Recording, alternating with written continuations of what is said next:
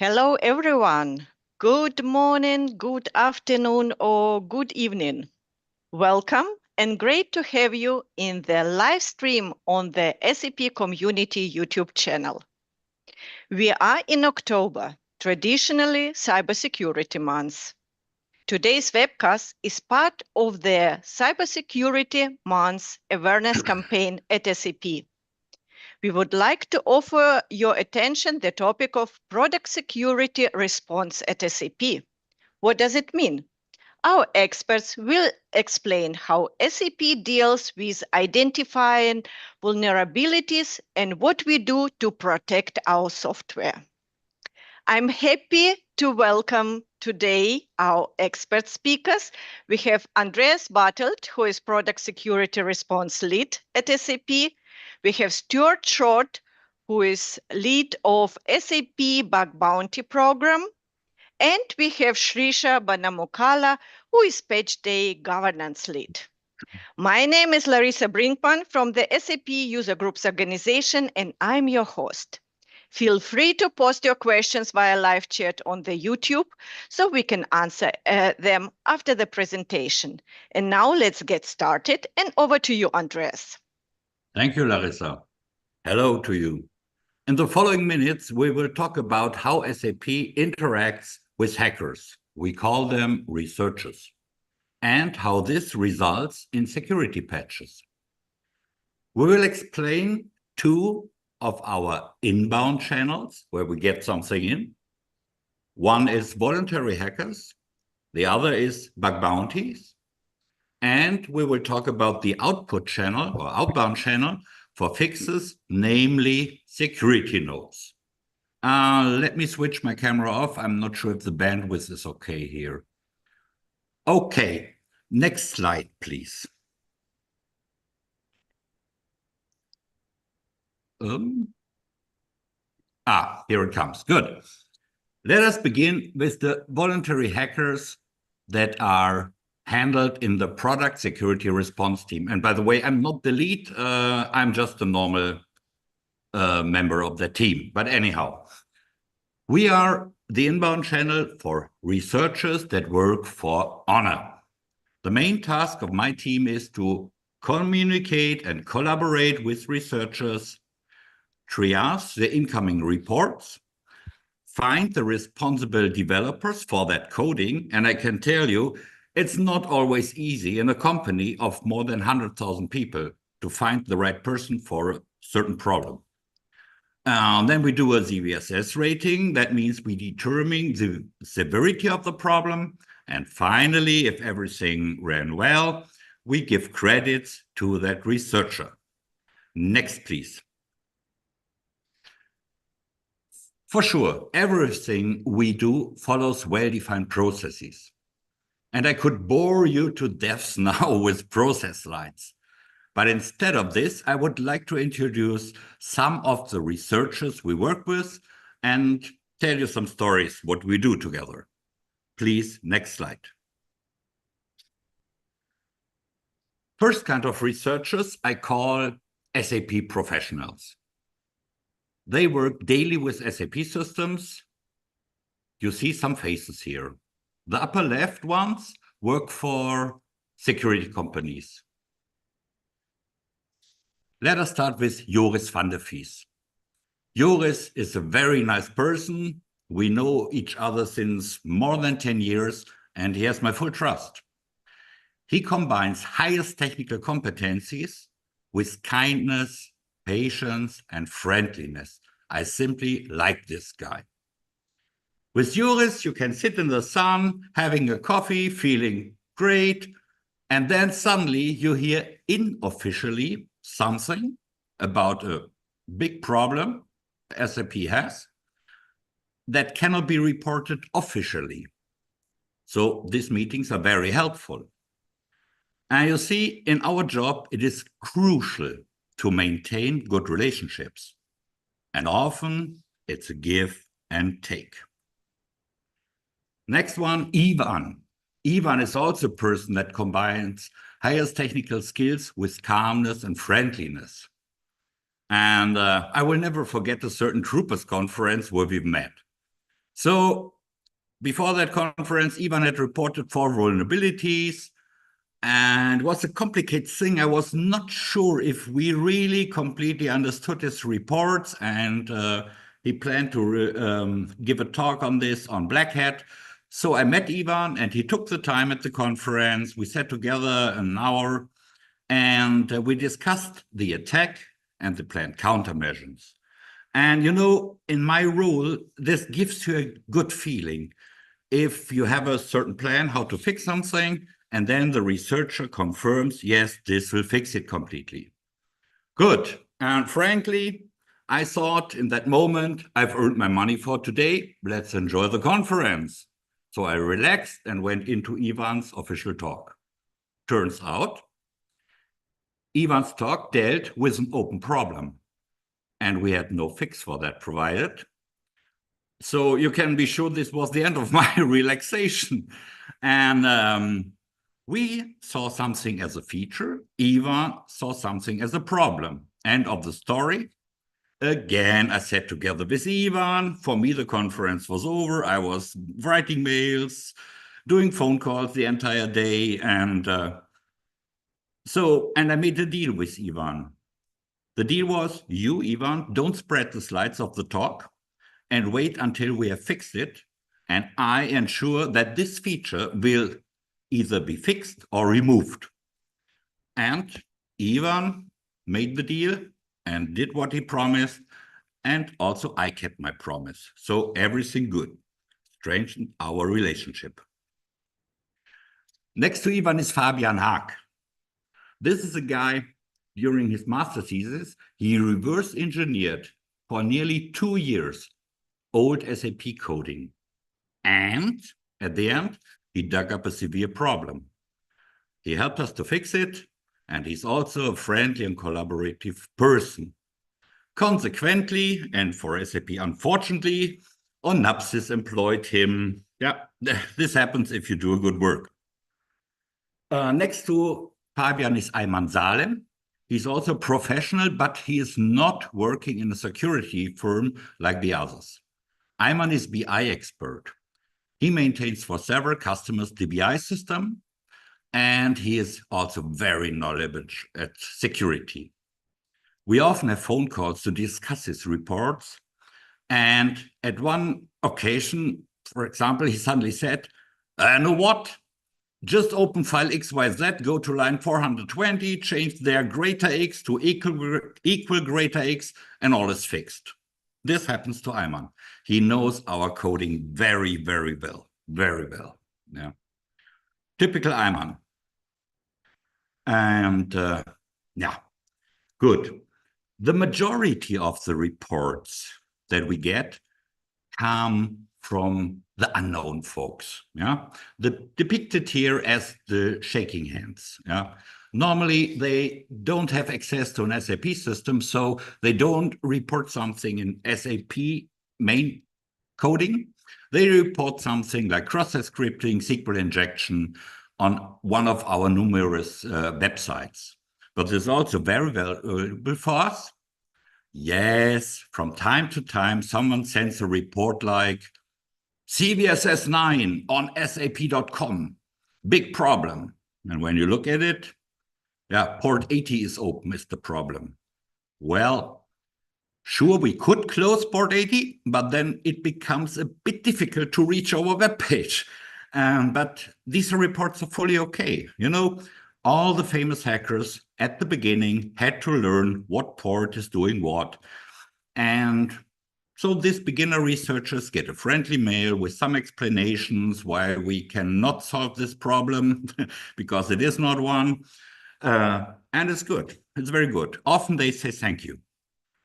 Yeah, and very seldom one of these researchers is unfriendly and tries to blackmail us, but we can handle that. All the collaborations I spoke about lead to normal working hours, like you see in the picture under Fabian. Yeah, we sit together. This picture really shows how we work, either with colleagues or with people from development. Yeah. Yes, and there are other researchers.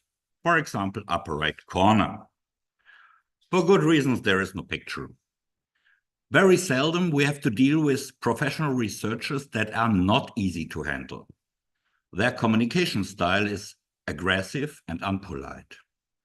Tons of bad words, uppercase characters, and tons of exclamation marks. Often they immediately ask for money. And then they threat to go public if they don't get money. And yeah, this would put our customers at risk. Or they produce a 0-day in worst case. Yeah. And it's our task to handle this, folks. And it's not easy. And one is clear, when you handle such researchers, the working hours are better depicted in the lower right picture. Yeah, and I can tell you, on this picture, the people are relaxed. In these cases, we are not relaxed. Yeah, but for me, this is the exciting part of the job. Yeah, the real thing. Yeah, so maybe some of you may ask now, why is someone doing this work? It's often risky because the unknown people can put something on the internet, take your mails to the internet. You don't know them, you don't have a trustful relationship. Sometimes it's stressful. Sometimes you have to deal with unfriendly people. Sometimes you have trouble with internal people, developers that are not too happy that you ruin their weekend. Yeah? I don't know what my colleagues would say, but I can tell you why I personally do this job. I've worked in several companies in different roles. And there were times where I thought in the evening, the work I was doing today was completely useless. It made no sense. And I can tell you, since I work at SAP Security, and I do it for many years, each and every evening, when I go to bed, I know why I am doing this work and why it makes sense. And in my eyes, this is a privilege to have such a job that gives you so much satisfaction.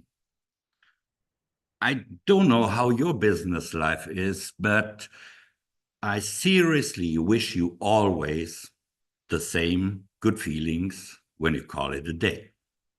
Thank you very much. And having said this, over to you, Stuart. Thank you, Andreas, for these in-depth insights into PCERT's interactions with researchers. This is, of course, core to what the SAP Bug Bounty Program is about. Without researchers, we would not exist. The way to approach application security testing has evolved over the years. Next slide, please. Crowdsourced testing in the form of a bug bounty program that leverages the expertise of ethical hackers has been added to the development lifecycle. The bug bounty program is part of our global security strategy and is a recommended security testing type in SAP's secure software development and operations lifecycle, complementary to other security testing approaches. As this is a voluntary program, not all application areas in SAP are participating. Outside of this program, ethical hackers have the option to submit their findings through our publicly available Trust Center. An ethical hacker is a security expert that responsibly discloses vulnerabilities to companies. Previously, they would submit their findings and, once validated, receive acknowledgement through a Hall of Fame. Now, more and more hackers are moving to a payment model, which can be facilitated through a bug bounty platform. As bounty payments are only paid on valid findings, our triage service and bounty coordinators see to it that there is a fair evaluation on all submissions. We also pay hackers for validated retests and recognize bypasses as warranting further payment. This is an added value to our service offering and increases the level of security in our products. As opposed to pen testing, hackers are involved for a longer duration. We have examples of application areas that have been with the program for the last 6 years. This has allowed hackers to follow the development journey, and their continuous security assessments are fitting well with the speed of cloud delivery. For major product releases, we do a special announcement ensuring that documentation is up to date so that the hackers have the latest information. In SAP's bug bounty program, we use a third-party platform, BugCrowd, that has already vetted hackers, and we additionally ask these hackers to sign an NDA before they are allowed to participate, so their findings are treated as internal. Furthermore, the current model that is used is a private invitational model that invites experienced hackers who have followed the aforementioned process. SAP is benefiting from external expertise, and this knowledge is helping us to improve our internal security and development processes. In collaboration with the application areas, we bring the learnings from the validated findings to the different teams involved in developing, validating, and testing the code to understand how we can avoid these vulnerabilities in the future and catch potential security issues at the earliest stages in the development lifecycle. The program is continuously improving, and we are learning from the different participating teams, the bug bounty platform, and the hackers. We have discovered how best to gain and maintain interest in our programs. For example, this may involve motivating hackers to test a certain part of a product or vulnerability type, running promotions, inviting more hackers, and running surveys to understand issues that may occur in, for example, unclear documentation. Moreover, our bounty coordinators are continuously being upskilled in application security, not only learning from the bug bounty program and contributing to our knowledge base, but also being provided with external trainings, thereby elevating our overall service level. Application areas running a bug bounty program have very much appreciated the findings that they have received and improvements that they have now implemented. We also have cases whereby hardly any or less findings have been submitted, even though we have seen from logs that there have been numerous tries. SAP shouldn't rest on its laurels, especially when it comes to security. However, it is also good to acknowledge applications that have strong security in place. Now I'd like to explain how we got to where we are. Before 2018, there was only the Hall of Fame for hackers who submitted security vulnerabilities to SAP. This Hall of Fame still exists in the Security Trust Center at sap.com. When a hacker reports a vulnerability, he will be rewarded with a mention on this page. With Bug Bounty, now we have a different way to thank hackers for their contribution to the security of our products. However, the caveat is that only hackers who are invited to our bug bounty programs can receive financial rewards. On the slide, you can see how the program has evolved. In 2018, for the first time, SAP Global Security set up a central budget for bug bounty services. Initially, we worked with several external bug bounty platform providers to facilitate our bounty hunts. It would be simply too much of an administrative and technical burden to manage them by ourselves.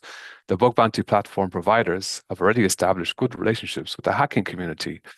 They have procedures in place to verify hacking capabilities, and very important for us as a global player, they have the means to conduct background checks and screenings to make sure that we are not inviting hackers from sanctioned countries or with unethical behavior.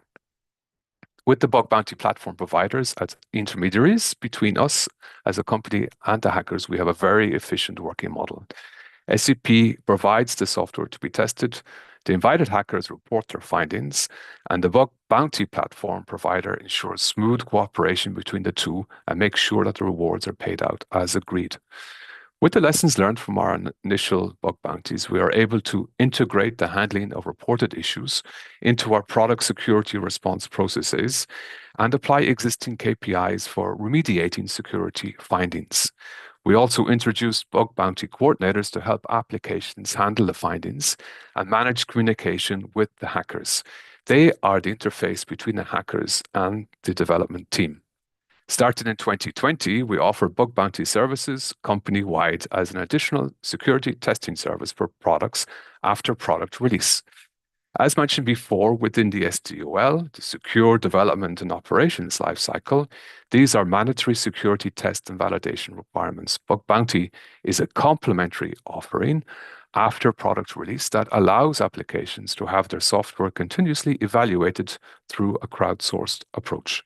As our experience grew, we were able to standardize our processes and documentation to support more applications wanting to take advantage of bug bounties. And in 2022, we had an RFP, a competitive bid, to obtain an enterprise license with one of the major bug bounty platform providers.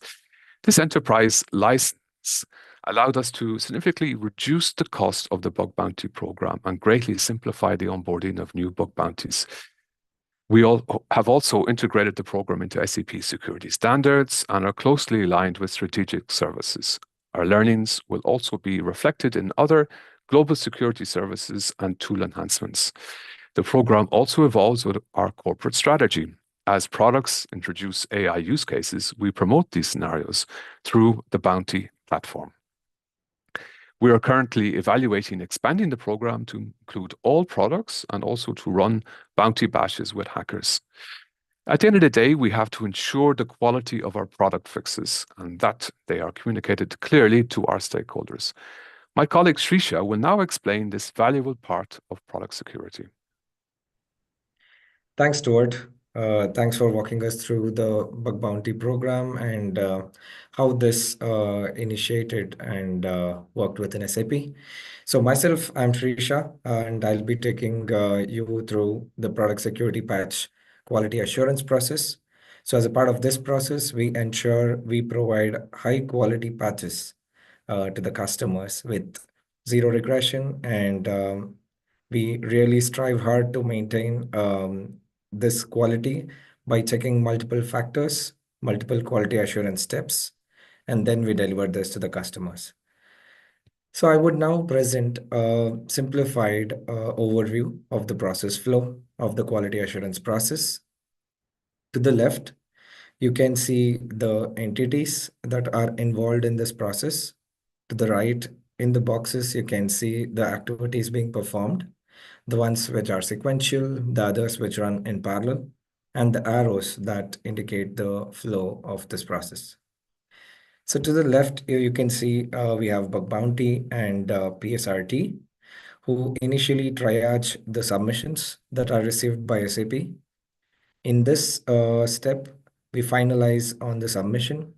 We confirm that it is a valid vulnerability or not, and then assign a severity for the submission. And once the triaging is complete, you can see an arrow moves to the next block, which says perform security note review. And this is handled by the security patch quality assurance team, which is our team. In the security note review, so we call the security advisories as security notes within SAP. And as part of this note review, we initially have some text. For example, we have a section called symptom, where we provide a customized summary on how this vulnerability would impact the customer. Instead of explaining the attack scenario, which would be a negative, we provide an extensive or a crisp report onto how this particular vulnerability impacts the customer.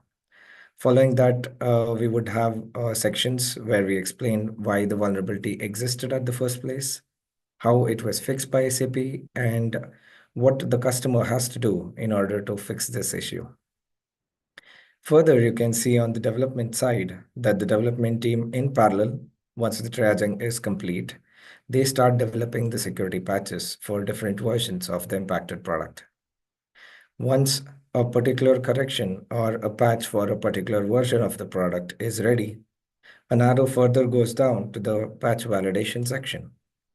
So in this section or in this block where we talk about validating the security patches, the patch validation team collects information from the development team, looks into the submission, tries to validate the quality of the security patch by testing, with the payloads that is provided by the researcher, obviously, and also additional payloads and other methodologies to see if the patch is foolproof and if we have closed all doors of exploiting this particular vulnerability.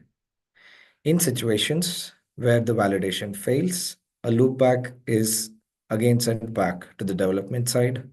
It goes back to the block where we say development of security patches. So now the development team will have to again rebuild the corrections, fix the issue, and once again provide the corrections to patch validation team to validate. Once the validation is passed, once we know that all the doors for this particular vulnerability are closed, there is a flow that goes to the finalizing block of the security node. In parallel, the development team also downwards or upwards the corrections that have been validated to different versions of the subproduct. And finally, we move to the block and the development side where we say we release all the security patches to the customer. In parallel, the colleague who is doing the security note review is going to keep track of all these activities. And once the textual part, along with sections like maintenance strategy or the correction strategy of SAP, where we ensure that we are providing patches for all the versions of the product in maintenance, along with cloud relevance and a lot of other checks. We then finally move to the next block where the note reviewer assigns a CVID to the vulnerability or the submission. This CVID is universal, as you all know, and one particular advisory can have one or more CVIDs depending on the submissions. So there could be situations where we release one advisory, but we are fixing multiple vulnerabilities. So there could be a patch that fixes multiple cross-site scripting issues or multiple vulnerabilities, as the fix remains the same for multiple submissions.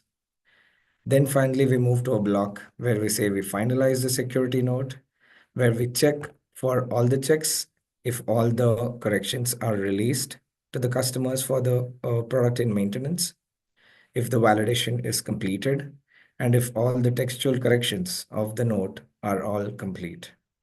And then on a patch day, which is second Tuesday of every month, SAP releases these advisories to the customers. Once the advisories are released, in parallel, we also publish the CVIDs to cve.org, which then gets cascaded to NVD, where you find further information. Along with the security advisory, there are situations where we provide customers with a workaround note or a FAQ note. A workaround is a temporary solution, which is not exactly a fix. It is a temporary fix which the customers can use in order to mitigate the vulnerability, as there could be situations where customers cannot afford downtime. Further, the FAQ note where the development teams can record certain questions which they predict could come as part of implementation by the customers. And then once all of these are published to the customers, we then go ahead and close the submission or the ticket. So this is the overview of the patch day quality assurance process. And with that, I would like to conclude my presentation and back to you, Larissa. All right, thank you very much. Great to see this insightful presentation with all the details. And of course, now I have a better feeling about our SAP software as the processes that we have and that are available keep to protect our software. So let me see if we have some questions in the chat. I can't see the questions so far. Now I can only ask our audience to leverage this unique opportunity to bring up live questions and talk and interact with our experts. And while we are waiting for questions to come, I have one question. We all know SAP, we are in a fast changing and high-speed technology world, and there are a lot of innovations happening. So how do you manage to keep pace with all these innovations that are coming up especially for your programs? So thank you, Larissa. That's a great question, and maybe I can start with that. And as everyone knows, SAP is a very innovative company, constantly providing quality features to its customers. And in the bug bounty program, because we have continuous testing and our hackers stay with us for the long journey, we're constantly announcing the new features, and we get these new features tested. Of course, it has been tested before, but we have this complementary testing. And so we can avail leverage of this external expertise to get insights into how our innovations are secure. And of course, I mentioned in my presentation about AI features, and our focus is securing AI in the bug bounty program, but also leveraging AI. And this is something that we do with our team. We look at how we can use AI to build insights into our different services and tools, to take from the findings and to learn and to make improvements, this concept of shift left. And maybe I have other colleagues who can add to that. Yeah, I can maybe say something. This question comes to my heart. You know, there's a second answer why I love to work for security response, because of here you get always the newest hacks. If some new technology is developed to hack a system, you get a report, you read it, you don't understand it, how this works, and then I'm in a very good position because I can try to replay the attack because I have a step-by-step guidance how it works. And if I don't get it, I go to development, say, hey, do you have an explanation for this? And if they don't have an explanation for this, then I go to the research and say, I have no idea how this works. I still remember when I first came in touch with breach attack. This is attack where you can calculate under circumstances an TLS encryption key. And yeah, this is very interesting in our job. You are always at the edge of technology because you learn every day. Yo.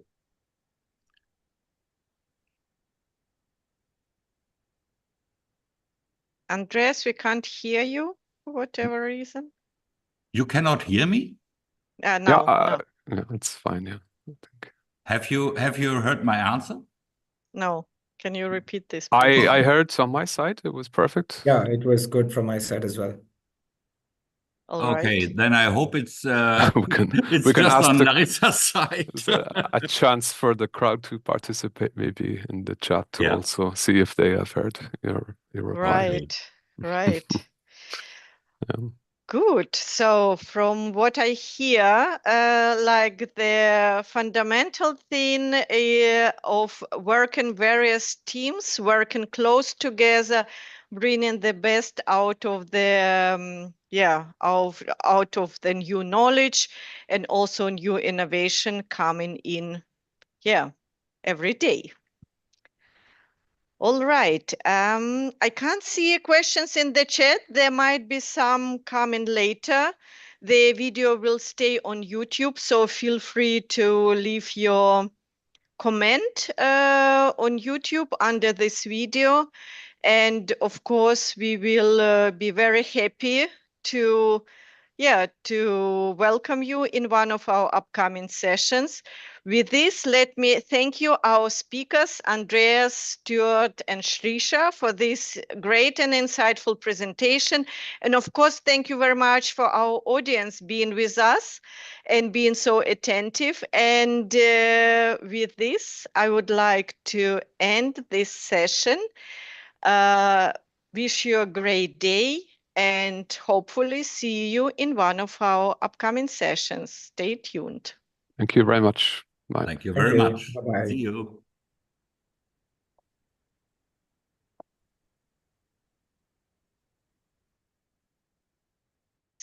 So